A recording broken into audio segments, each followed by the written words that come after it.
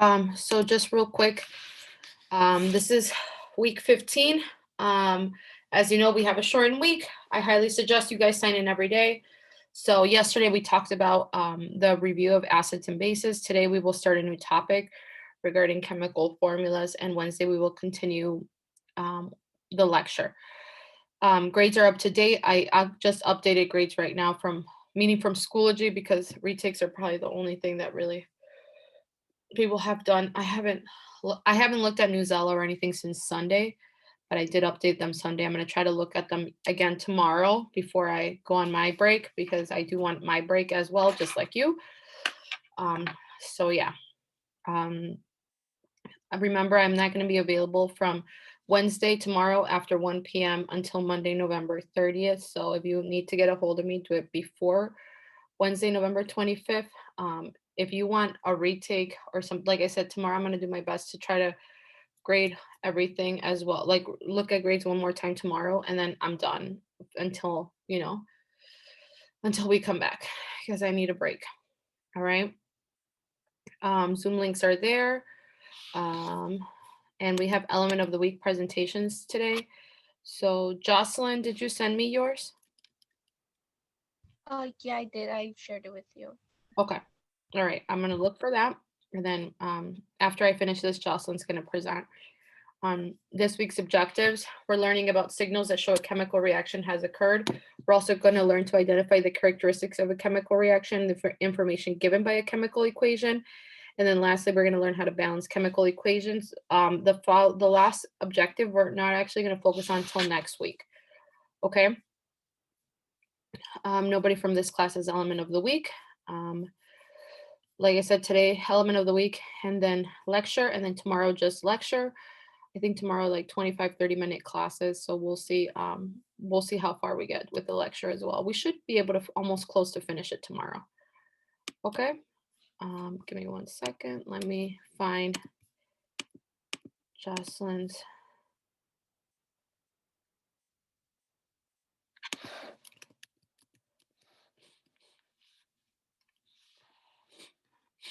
Mm-hmm.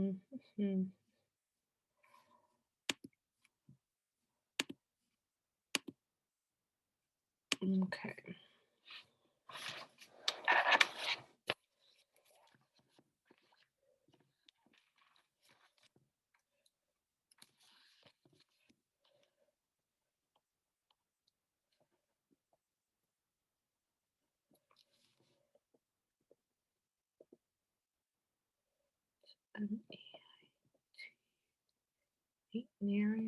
Okay.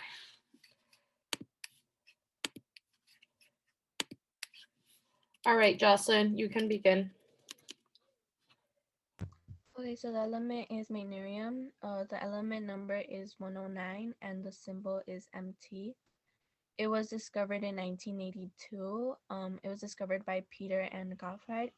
It's man-made, so it was not found in a laboratory.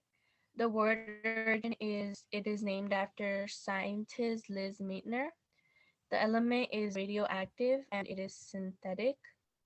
It can be classified as a metal. It was discovered in Germany and it doesn't have a known role in biology, but it's often used for research. Awesome. Thank you. Alrighty. So that's that. Let me share from my tablet now to begin the lecture.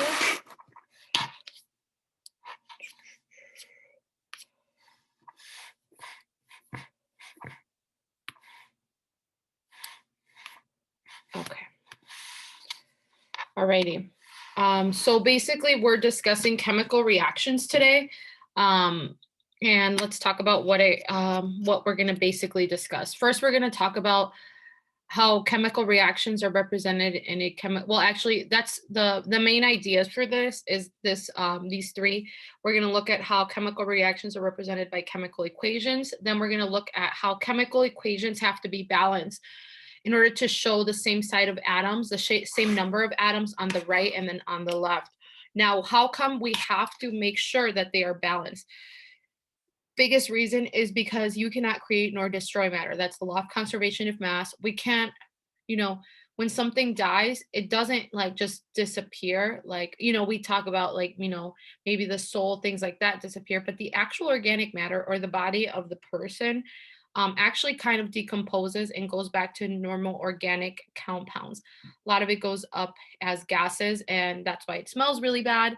And some of it goes back to organic matter, as in like it kind of disintegrates, and then sometimes obviously it's animals eat it and things like that. So yeah, so that's why we need to show that equations are chemically balanced, because like I said, nothing actually, when it dies, nothing actually disappears completely. It's actually just broken down into different pieces. So yeah. How do you know that a chemical reaction is occurring? Actually, chemical reactions are actually everywhere. It's not something that you just see in the lab and that's it. You see it like in your everyday life. Every day we have to cook, right? Someone has to cook, whether it be even when you get food from takeout, let's say for example, you do technically still have to cook. You technically still have to, someone is cooking the food. So cooking is a chemical reaction. Respiration. Now, respiration, I want to make sure you guys understand what respiration is. Can someone turn off their microphone, please? All right. So, guys, someone has their microphone on. Oh, thank you. All right. Respiration is sometimes we talk about respiration. We think, does that mean breathing in and out, like taking in oxygen, exhaling carbon dioxide? And that's not really the case. Respiration is when your cells basically are taking up the glucose plus the oxygen in your body, and then they are producing that water and energy that you need for your body, and then carbon dioxide is the waste. But in order for, your cells need to do this in order for you to just do basic life functions like walk, talk, get up from bed, you know what I mean, run, or if you exercise, things like that.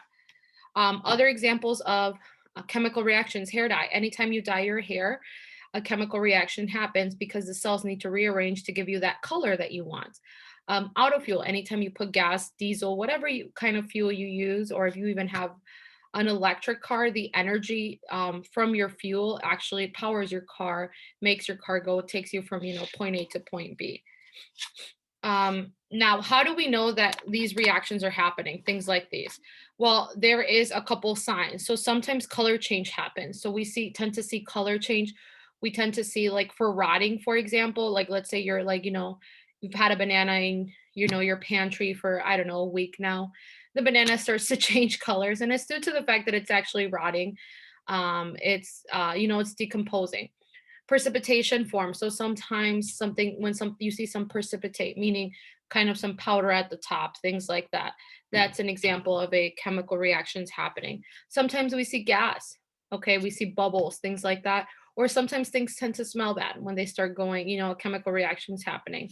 So that's how we know a chemical reaction is happening. And lastly, sometimes temperature changes, meaning sometimes it gets hotter, sometimes it gets colder, and the acidity. So sometimes it gets more alkaline, or sometimes it gets more acidic. And we'll talk more about acidity and things like that once we talk about acids, where we will focus more on kind of characteristics of acids.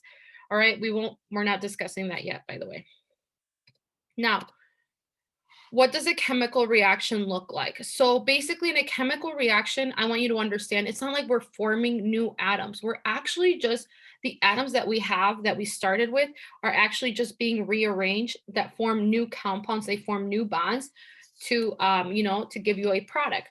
So for example, when first Earth was being created, millions and billions and billions and billions of years ago, before there was life on Earth, before we had anything like that, we had a lot of hydrogen, we had a lot of oxygen on Earth.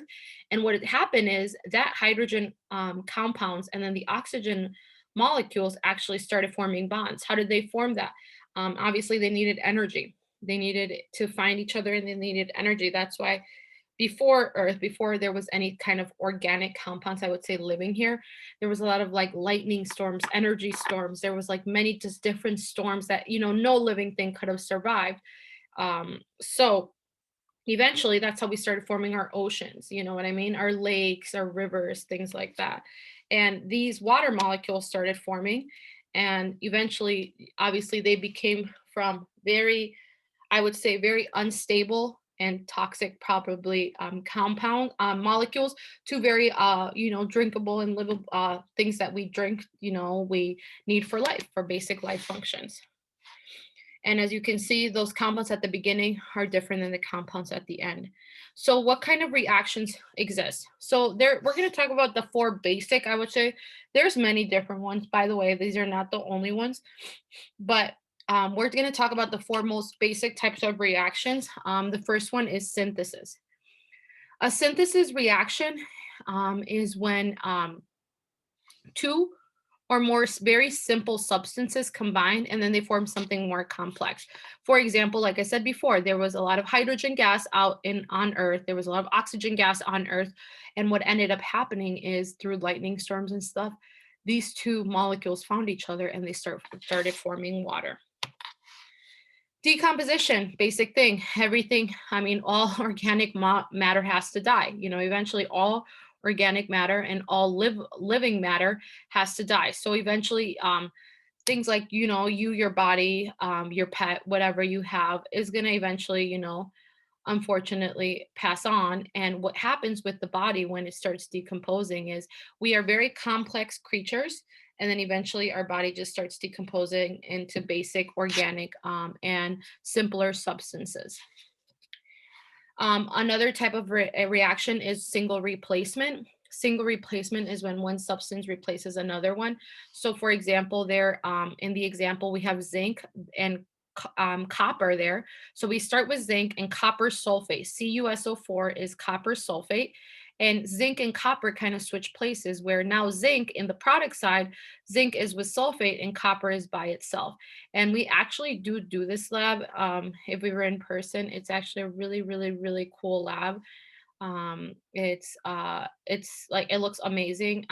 But unfortunately, due to COVID, obviously we can't do this lab.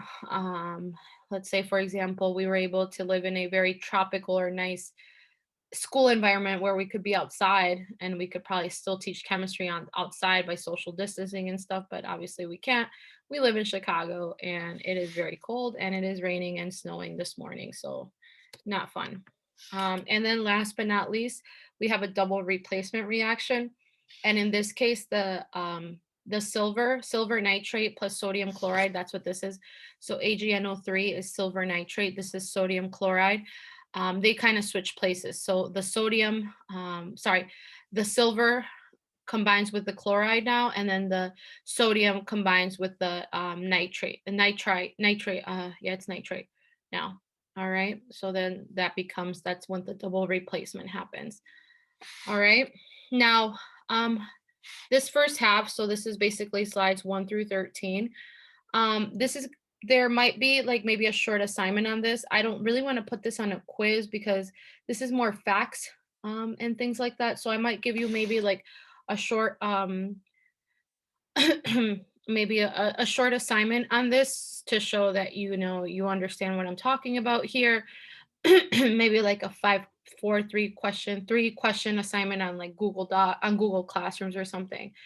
I'll let you guys know. That's probably going to be assigned next week or something. But like I said, I'm not assigning any work this week. I know it's a shortened week. We have Thanksgiving. We want to all relax. Trust me, I want to relax. You want to relax. So nothing this week. Probably assign it next week. Okay. Now, chemical equations. This is kind of what I want to focus on. This is what the quiz would basically be on. Okay, so from here on out, the quiz will basically be on this. I'm going to go really slow here. The other stuff was kind of more basic, just facts, I would say. But this is like kind of like the meat of what we're going through. So basically, in a chemical equation, it's basically a sentence in chemistry that shows the starting material and the final products of a chemical reaction. It's very similar to a math equation where you have like this plus this, and then you have your equal sign, and then you have a product. Very similar to a math equation, except it's in chemistry. Okay, so what are examples of chemical equations? So what is it that you're really going to be doing? So basically, we're going to be going from a word equation, so what you see up here, into what we call a formula equation, to what you see down here. Okay, we're not going to go into visualizations. We're not going to really do visualization. We're going to go more from word equation to formula equation. All right. Now, this is where I definitely want you to start taking notes. So please make sure first you have your periodic table. And if you can't print out the notes, again, if you can't print out the notes, or if you haven't printed out the notes, can you please make sure you print those out, or you are writing this down, because this part is going to be like the meat of what we need to do, the thing that's going to help us into what we're going to be doing. Okay, so if you need to go get a pen or pencil, if you need to go get a notebook, things like that, please do so now. Okay, I'm going to give you a couple of seconds to do that.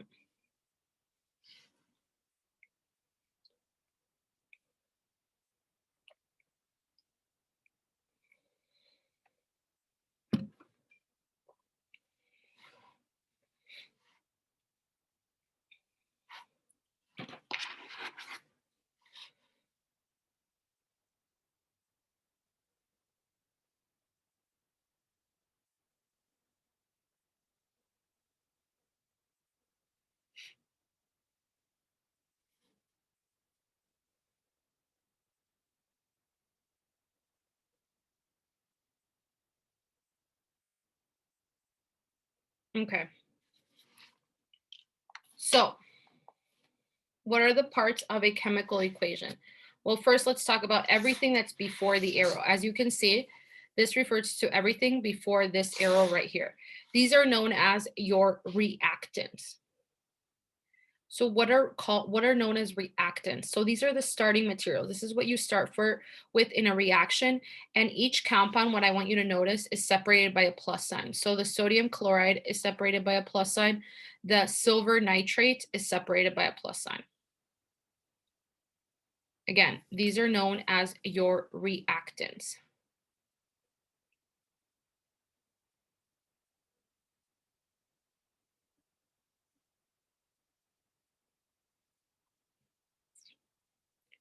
Okay. Then I want you to notice, so all of you guys should be very familiar with things like NaCl, AgNO3, AJCl, NaNO3, because we built these, we learned how to write these. However, you are not too familiar with what's in parentheses right next to them. These are known as the states of matter.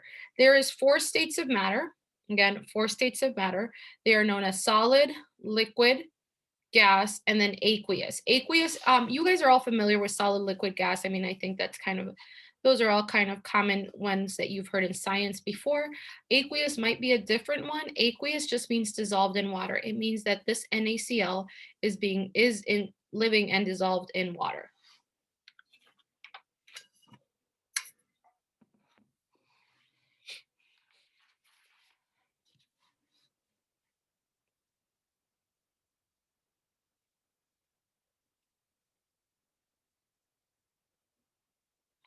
Okay.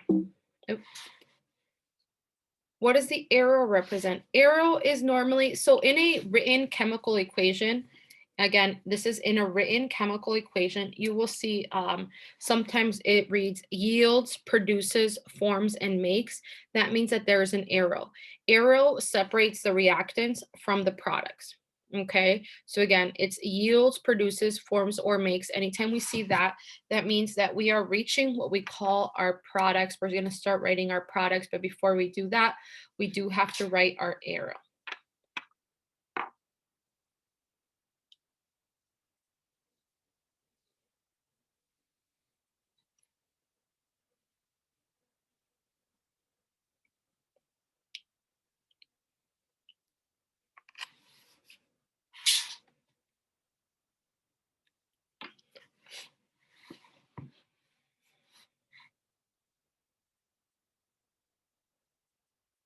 And lastly, we have our products, and that's what we have as AgCl, NaNO3.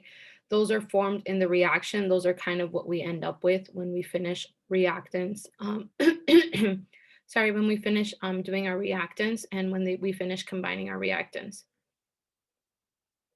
Okay. Any questions on what this is. So this is a chemical equation. I just kind of told you what reactants and products are, and then I explain states of matter, which are solid, liquid, gas, aqueous, and then we have an arrow.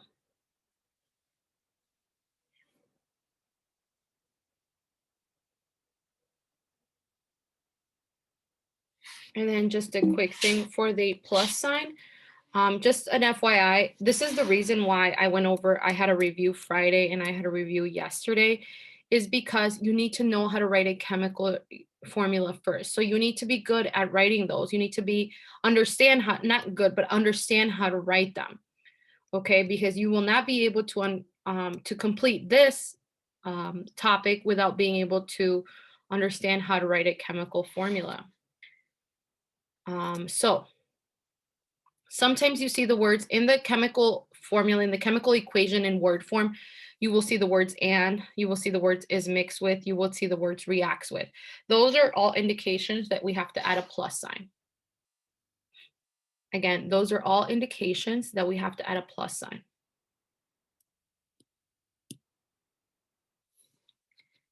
And like I said before, you will see sometimes yields, produces, and forms, and that's all indications that we have to draw an arrow.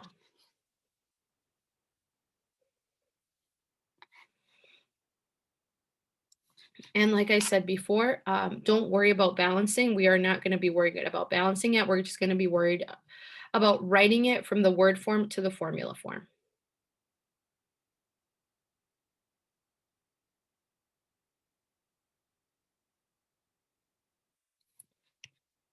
All right, so what are we going to be doing? So what we're going to be doing is we're going to be taking this equation right here. This is in word form. Okay, again, this equation is what we call in word form. And we're going to be writing it in formula form. Again, what do I mean by that? I mean that we're going to be writing from a word equation to a formula equation. Okay, and again, we're going to go very slow. So again, if I'm going too fast or something, please stop me and tell me it's okay. Can you slow down? All right, I'm going to be going slow. So again, this is where you need your periodic table. So make sure you guys have your periodic table.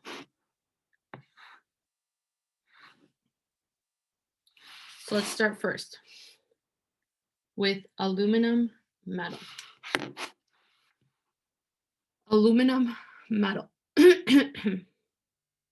What do you have to do with aluminum metal? Well, what you have to do here is you have to find the symbol for aluminum. Meaning you need to look in your periodic table and find the symbol for aluminum.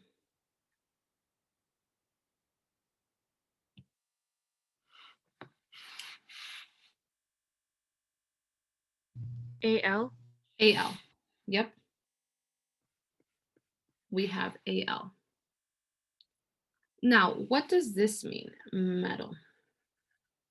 Metal is not an element. It is not a polyatomic. Metal is actually a state of matter.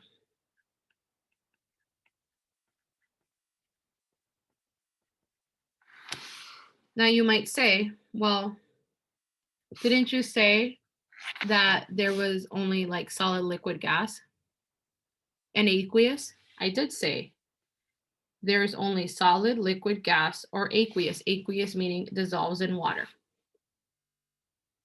There's no metal state of matter. So what does that mean? What do I have to do now?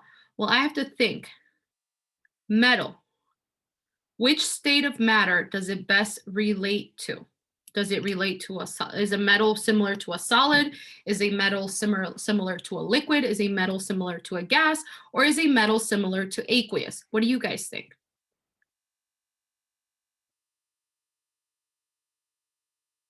Think of a piece of metal that you might have in your home. A solid? Yeah, a piece of metal is a solid. So what would we do there is we would write solid. S. ALS in parentheses.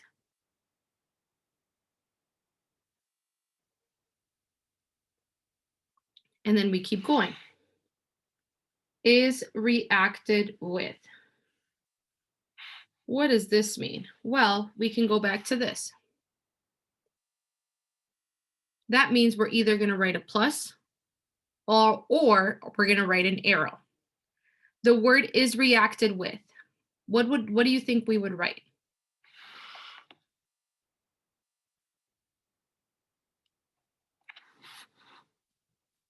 A plus. Plus, exactly. So we would write a plus. Is reacted with means a plus.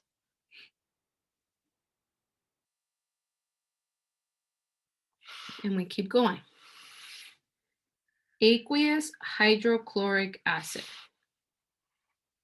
Aqueous hydrochloric acid. Aqueous is our state of matter.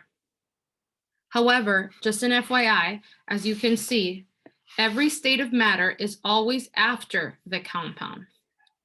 So we always write it after the compound. We don't write it before the compound, even though sometimes it might say it in the word form before, we just write it after.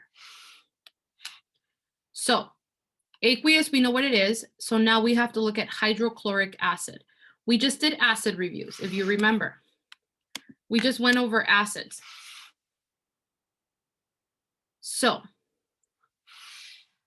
how would we write this in a formula? Hydrochloric acid. Well, remember, there is two types of acids.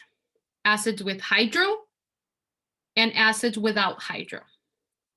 Does this acid have hydro in it?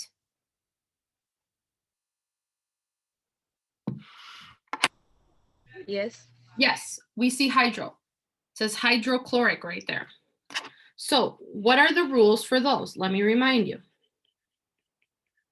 Hydro means no oxygen, which means it's going to be hydrogen plus 1 plus an element.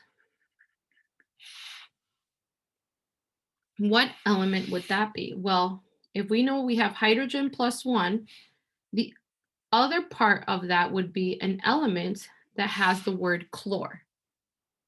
And again, we're looking on the right-hand side to the negatives because those are the only elements that are negative.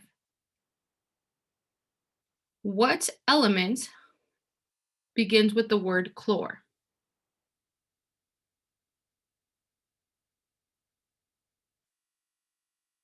Chloride. Chloride. Okay, chloride. So what is the symbol for chloride?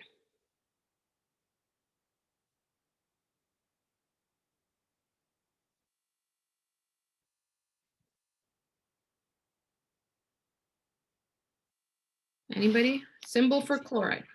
Cl. Cl. What is the charge for chloride? -1. Mm-hmm. So we have H plus 1, Cl minus 1. Charges match, right? Plus 1, minus 1, they match. They're the same charge. So we just need one of each. It would be HCl, and then like I said before, aqueous is AQ.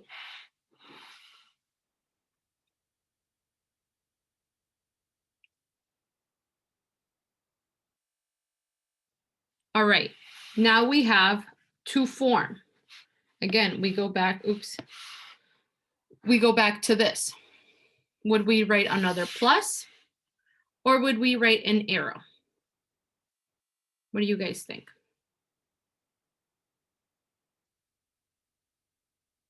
An arrow. An arrow. That means that that is all my reactants. That's it. ALS plus HCl-AQ. That's it. All my reactants. Done. Now I'm writing my products. Okay, my products start with aluminum chloride solid. Aluminum chloride solid. Well, I have to find aluminum. Like I said, what was the symbol for aluminum again, guys? Al. And if you remember, I didn't ask you for the charge before. The reason, how come I didn't ask you for a charge here when we did aluminum metal? Well, aluminum wasn't bounded to anything, meaning it wasn't making a bond with anything. So it didn't really matter it didn't really matter what charge it was, because like I said, you're not binding it to everything. You only care about the charge when there's another element or polyatomic that you have to bind it to. Now we do have to worry about the charge because now it's aluminum chloride. Aluminum, what is the charge for aluminum now?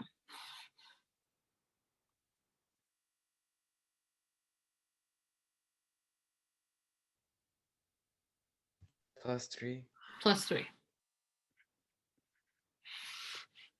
Okay. Chloride.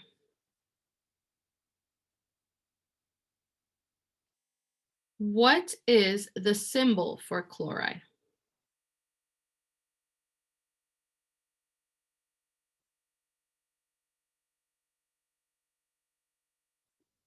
And remember, we already talked about it before, somewhere up here. -1. What's the symbol? Cl. Yeah, and it is -1. Okay. Do the charges match?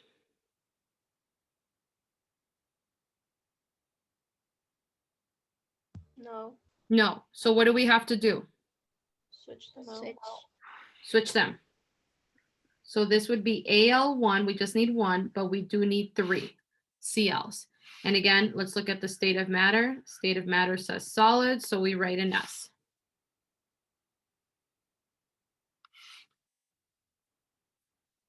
And then we have and. When we have the word and, do we write an arrow or do we write a plus sign? A plus sign. Hydrogen gas.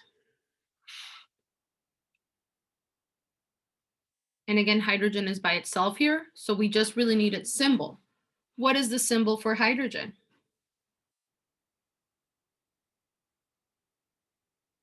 H. H. Okay, now let me explain something about the word hydrogen gas. So, if you don't have it with you, can you just at least take a look at the camera, my camera or my video? So, hydrogen. How come we just can't write H and then G and then we be done? Because as you can see, this is the colored periodic table, by the way. This is the colored one. Hydrogen is in a little red box here, along with nitrogen, oxygen, fluorine, chlorine, bromide, and iodide. All of those have little red boxes. What does the red box mean? Red box means diatomic elements. I know you probably do not remember this, but we did have a quiz on what is a diatomic element. We did have a quiz on that maybe a month or two ago. Diatomic elements are elements that do not like to be by themselves. They're either paired with another element or they're paired up with themselves. So how does that work? So anytime you see the word hydrogen gas, anytime you see the word oxygen gas, anytime you see the word chlorine gas, anytime you see the word nitrogen gas, anytime you see the word fluorine gas, anytime you see the word bromine gas, anytime you see the word iodine gas. Again, hydrogen gas, oxygen gas, chlorine gas, nitrogen gas, fluorine gas, bromine gas, iodine gas.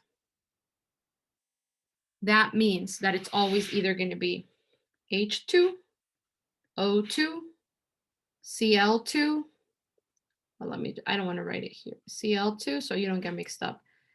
N2, F2, Br2, or I2. So instead of just writing Hg, you have to write H2G. Again, because it does not like to be by itself. And if you look here on this one, it said hydrogen gas. And again, this says H2G in the example here.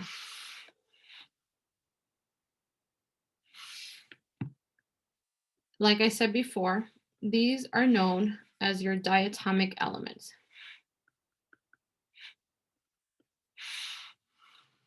Meaning they don't like to be by themselves. How come then you would say, okay, but how come here for HCl, you didn't write HCl2? I didn't write HCl2 because hydrogen and chlorine are with each other. So they're not by themselves. How come I didn't write a 2 here for Cl? Because again, chlorine is not by itself, it's with aluminum. So I mean when they're literally by themselves, like no other element next to them. And anytime you see these words, hydrogen gas, oxygen gas, you have to put H2G. Now, from the 100 students that I teach every year, again, I teach about 100 students, new students every year.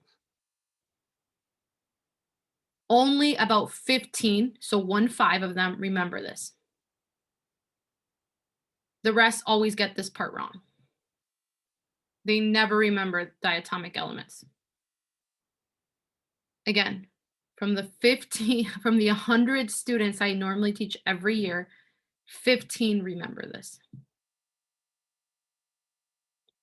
That diatomic elements do not like to be by themselves. So this is your final answer right here.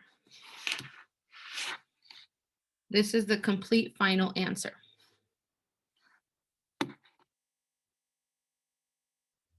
Now, we're going to do more examples tomorrow. So please join us tomorrow. As you can see, this is a pretty difficult thing to master or try to master on your own. Okay? All right, guys, I'm going to let you go. Have a great day. Oh, good. I'll see you tomorrow. Bye. Bye-bye. Bye. Thank you. Bye-bye. Bye. Bye-bye.